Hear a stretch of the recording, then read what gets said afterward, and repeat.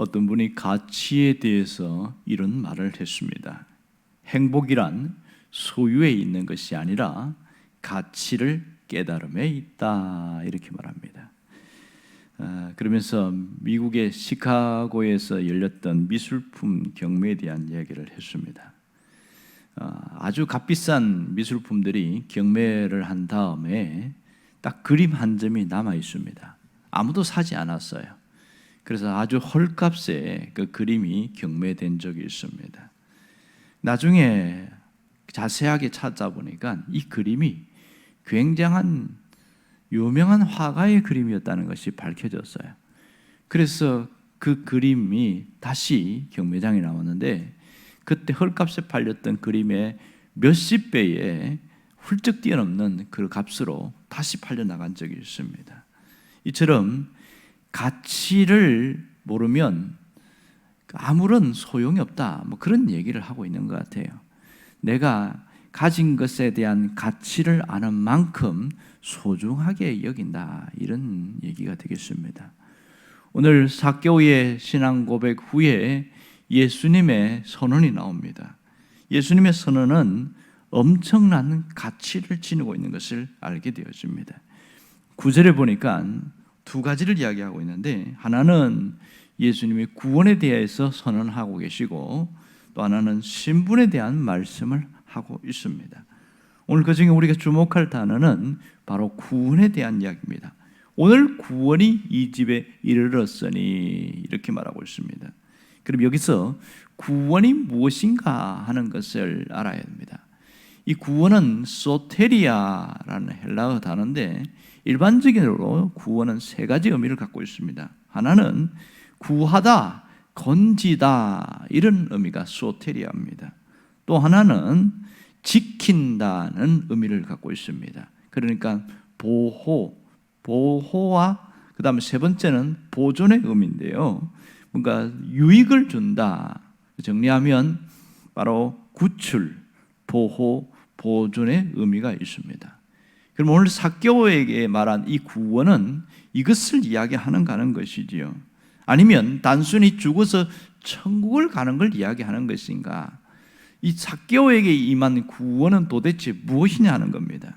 특별히 신약 성경에서 구원에 대해서는 약 150회를 말할 정도로 굉장히 말하고 있는데 구원을 잘 모르고 있는 분들이 상당히 많습니다. 이 구원은 성경에서 복음서에 쓰인 구원은 보면 주로 세 가지 의미로 나타날 때가 많거든요. 병든 자가 치유를 받을 때 오늘 구원이 임했다, 이렇게 말합니다. 바디메오가 치유받았을 때 내가 구원받았다, 이렇게 이야기했거든요. 그러니까 질병에서 풀렸을 때, 노임받았을 때 구원이라고 말하고, 또 하나는 죄 사함을 받았을 때 구원이라고 말합니다. 중풍병자가 죄 사함을 입었을 때 구원이 임했다, 이렇게 이야기했어요. 그리고 또 세 번째는 바로 영생을 상속받아서 하나님 나라에 들어가는 것이 구원이다 하는 것을 알 수 있지요. 그러면 삭개오에게 임한 구원은 죄 사함과 영생을 상속받는 것, 이것이 묶여진 것이 삭개오에게 임한 구원이라는 것을 알게 되어지죠. 그리고 또 하나 우리가 생각할 것은 구원의 범위입니다. 오늘 이 구원의 범위가 어디까지냐는 거예요. 성경에 보니까 뭐라고 이야기합니까? 오늘 이 집에 구원이 이르렀다, 이렇게 이야기를 하고 있어요. 자, 그러면 이 집에 구원이 이르렀다, 주목해 보면 정상적으로 보면 오늘 삭개오에게 구원이 임했다, 이렇게 말해야 되는데 이 집에 임했다 그러고 있습니다. 집이라는 헬라는 오이코스라는 건데 그것은 그 삭개오의 집안의 전체에 있는 사람들, 이런 뜻이거든요. 그렇다면 개인적 구원에서 집단적 구원으로 넘어간 것을 알 수 있습니다. 그러니까 단순히 이 삭개오 한 사람의 변화는 개인적 구원의 차원을 넘어서 가족 전체가 구원을 받는 집단적 구원이다, 이렇게 이야기합니다. 그리고 시간적인 의미에서 구원을 보면 오늘이라는 단어를 쓰고 있어요. 오늘 구원이 임했다, 이 얘기를 하고 있습니다. 이것을 우리가 깊이 생각해야 됩니다. 자, 그러면 오늘 구원이 이 집에 임했다고 주님이 강조하신 것을 한번 눈여겨보아야 됩니다. 예수님이 선포하신 구원의 핵심은 무엇이냐는 거예요. 여기는 세 가지가 있습니다. 하나는 자유함이에요. 자유함. 구원은 자기 묶여 있는 것에서 풀려나는 자유함을 여기서 말하고 있습니다. 죄로부터 자유하고 자신을 묶고 있는 뭔가로부터 자유를 얻게 되는 것, 그 속박으로부터 자유를 얻게 되는 자유함이 삭개오에게 있었다는 겁니다. 또 하나는 구원의 현재성입니다. 오늘부터 시작되는 구원이었어요. 구원의 현재성, 그러니까 구원은 죽음 이후에 주어지는 그런 것이 아니라 바로 예수 그리스도를 믿은 그 시간부터 이루어지는 구원입니다. 이 구원은 오늘로 시작해서 영원으로 이어지는 구원이다, 그 얘기를 하고 있고요. 세 번째 핵심 진리는 구원은 선물이라는 사실입니다. 철저하게 선물인데, 물론 우리는 거저 주어진 선물이지만 하나님은 대가를 지불한 선물인 것을 우리가 알아야 한다는 것이지요. 그러므로 이 구원은 세상에서 무엇과도 바꿀 수 없는 하나님이 내게 주신 선물이라는 사실입니다. 하나님의 형상대로 창조된 인간에게 구원은 최고의 선물입니다. 그러므로 이것을 깨달으면요, 구원의 즐거움을 알게 되어져요. 구원의 즐거움을 아는 만큼 신앙생활이 즐거워집니다. 이 즐거움을 누리지 못하는 사람들은 신앙생활이 참 피곤한 것을 알 수가 있습니다. 오늘 우리에게 주어지는 메시지는 분명합니다. 그것은 구원의 핵심이 자유함과 현재적 구원과 선물로 주어지는 구원임을 깨닫는 것이지요. 이렇게 깨닫는 자는 구원의 삶을 살아가야 한다. 이것이 우리에게 주는 첫 번째 교훈이고요. 두 번째는 내가 구원받은 자로 살고 구원의 즐거움을 잃지 않는 것입니다. 구원의 즐거움을 누리면서 살아가야 하는 것, 이것이 하나님 우리에게 주신 교훈입니다. 하지만 현실을 보면 그렇지 않아요. 구원받은 사람은 많지만 구원의 즐거움을 누리는 사람들은 소수의 사람들입니다. 신자들 중에서 구원의 즐거움이 사라진 자들이 굉장히 많습니다. 빼앗긴 것이죠, 엄밀히 말하면. 문제는 구원의 즐거움을 잃어버리면 불신자와 다름없습니다. 희한하지요. 신분적으로는 구원받았는데 살아가는 모습은 저 사람이 구원받았나 그런 생각이 들 정도로 불신자와 신자의 차이가 없어져요. 가장 큰 것은 뭐냐면 불신자들은 항상 무엇이냐면 세상의 즐거움에 목말라 있어요. 뭔가 자기를 만족시킬 수 있는 무언가를 찾아서 헤매고 있단 말입니다. 그래서 자기를 만족시키는 무언가를 찾으면 거기에 집착을 하게 되어져요. 그것이 각자 달라요. 자기가 좋아하는 것이 다르니까 거기에 집착해서 쏠려가다 보니까 그것이 자기의 삶에 어떤 에너지를 주긴 하죠. 문제는 그 만족이 이내 시들어 버립니다. 사실 그렇잖아요. 어떤 차를 샀을 때에 그 만족감은 얼마나 가냐? 한 달밖에 안 간다고 그래요. 좀 많이 가는 사람은 한 두어 달 간다고 이야기합니다. 집을 사면 만족감이 1년밖에 안 간다는 거예요. 그 다음에는 무덤덤해진다고 그럽니다. 세상에서의 즐거움은 만족감이 오래가지 못하고 유통기한이 있더라는 거예요. 어느 정도의 시간이 지나면 그 만족감이 없어지는 거예요. 옷을 사 입으면 하루가 즐겁다 그렇게 이야기를 해요. 하루 종일 즐거운데 한 달 내내 즐겁냐? 그렇지는 않거든요.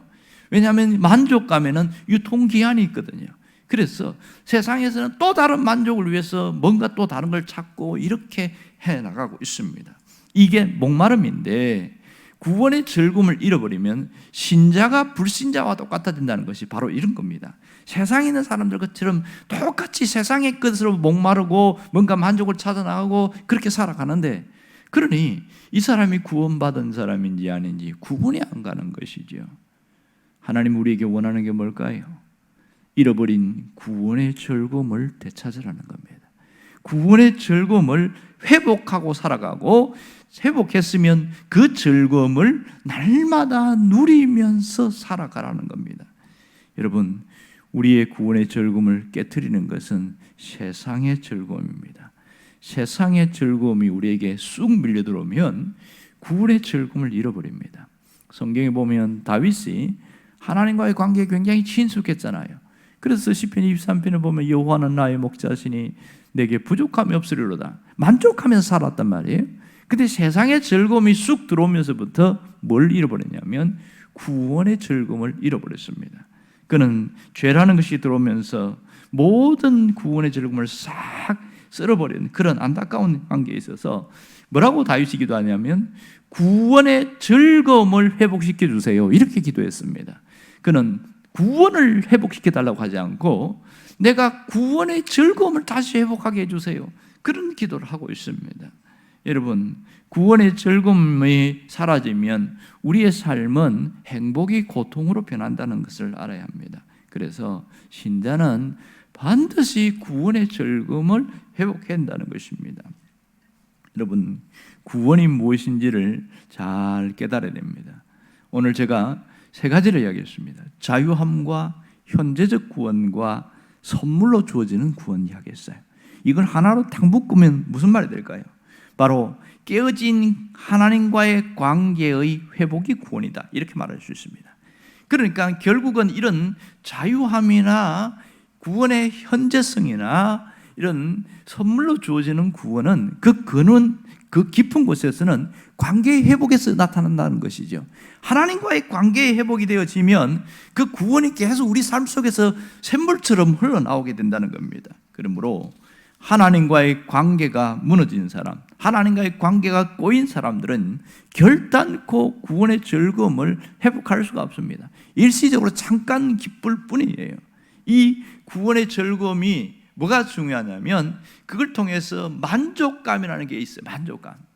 여러분, 탕자 아시잖아요. 이 탕자가 집을 나갔을 때에는 너무너무 즐겁고 자유함이 있고 행복했습니다. 하지만 돈이 떨어진 다음에는 그때부터는 비참함과 불행과 고통이 그의 삶의 연속이 됐습니다. 심지어 목숨이 위태로울 만큼 먹을 것이 없어 위험했어요. 그래서 그가 아버지 집으로 돌아가자, 차라리 이렇게 여기서 객사하는 것보다 낫지 않겠는가, 그런 생각을 했습니다. 그러나 아버지 집에 돌아갔을 때 무엇이 달라졌어요? 단순히 먹는 것만 회복된 게 아니에요. 아들로부터 아들의 지위, 신분을 회복했습니다. 잃어버린 것을 회복하고, 먹는 것은 기본이고 그 아버지 집에서 누리는 그 자유함과 즐거움이 있었습니다. 이것은 아버지와의 관계가 회복됐기 때문이었습니다. 우리는 하나님을 아버지라고 믿고 있어요. 그러므로 수직적으로 하나님과의 관계가 회복되어질 때에 그 즐거움이 샘솟듯 일어난다는 것입니다. 그런 자에게는 자유가 있어요. 자유함이 있어요. 어딘가에 묶여있거나 끌려다니거나 속박을 다니는 것이 아니라 풀린 삶, 자유한 삶을 살아가고 있는 겁니다. 오늘 우리가 무슨 결심을 해야 됩니까?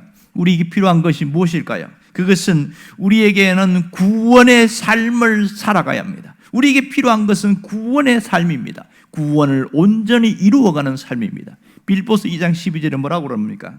항상 복종하여 두렵고 떨림으로 너희 구원을 이루라, 이렇게 말했습니다. 구원 받으라고 말하지 않았어요. 구원을 이루라. 이걸 조직신학으로 이야기하면 성화, 이렇게 말합니다. 구원을 이루어가는 삶이 중요한 것이지요. 여러분, 구원은 오늘로 시작되었다면 오늘부터 영원으로 이어지는 것이 구원입니다. 그래서 이것을 영생의 삶이다. 앞으로 죽어서 가는 영생이 아니라 우리가 영원히 이어지는 삶을 지금부터 살아가는 거예요. 영원하신 하나님이 내 안에 계실 때는 그때부터 영생의 삶이 이루어지는 겁니다. 그래서 현재적 구원, 이런 표현을 쓰는 것이지요. 현재적 구원은 주님과 함께 살아가는 삶 속에서 이어지게 되는 것입니다. 주님이 우리의 하나님이 되심을 알고 주님과 동행함을 갈 때 현재적 구원이 있습니다. 그러므로 구원은 복잡하고 어려운 것이 아니고 내가 살아가면서 누리는 것이고 살아가면서 이어지는 것이다. 이게 영생입니다. 이게 영생이 이어지는 구원이라는 것을 알아야 됩니다. 삭개오는 이걸 알았던 거예요. 그가 예수님을 만나는 가운데에서 만족할 수 없는 것이 완전히 채워지고 절망해서 완전히 희망을 보게 되어진 거죠. 뭐가 열렸습니까? 영적인 눈이 열린 겁니다. 오늘 이 집에 구원이 이르렀으니 삭개오는 보이지 않는 영원한 세계가 보이기 시작한 거예요. 그랬더니 뭐가 달라졌습니까? 자기가 움켜쥐고 있던 것, 갖고 있는 것이, 이것이 이 땅에 유한한 것에 거기에 목숨 걸지 않은 거예요. 별거 아니다. 이 주님과의 만남 속에서 얻어진 그 구원의 즐거움을 그가 갖고 있으면서 이제는 보는 눈이 확 달라진 거예요. 세상에 있는 것에 집착하고 사는 것이 아니라 영원한 것을 볼 수 있는 눈이 열리면서 삶이 달라지기 시작했습니다. 여러분, 우리도 영원을 볼 수 있는 눈이 열리고 영원한 것에 바라보게 되어지면 눈에 있는 것, 현실적인 것, 유한한 이것에 집착하면서 살지 않는다는 거예요.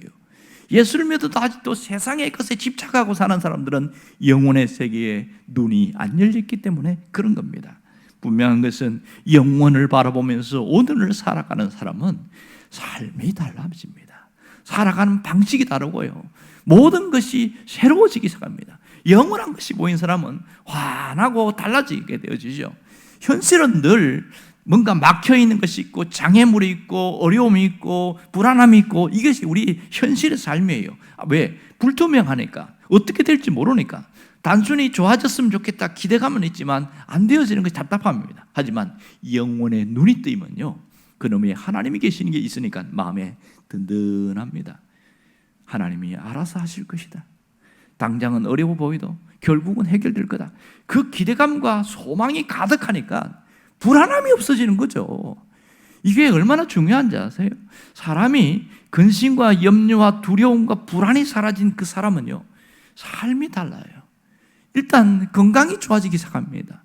그리고 삶 자체도 건강해집니다. 만나는 사람과 인상 찌그리고 짜증내고 하지 않고 환하게 웃고 기뻐하고 서로 관계 속에서 그 삶 속으로 즐거움을 누리면서 이렇게 달라지게 되는 것이죠. 왜 이런 일이 생깁니까? 구원의 즐거움을 회복했기 때문에 나타나는 겁니다.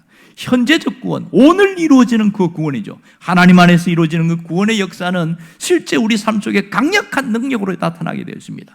구원을 이루는 그 삶은 우리의 삶의 놀라운 회복으로 반복되어서 이어지게 되어지고 삶의 놀라운 역사가 있습니다. 그러므로 우리가 영원을 바라보면서 오늘을 살아갈 수 있어야 됩니다. 여러분이 이 구원의 가치와 귀중성을 귀하게 깨닫고 살아가기를 주의 이름으로 축원합니다. 기도하겠습니다.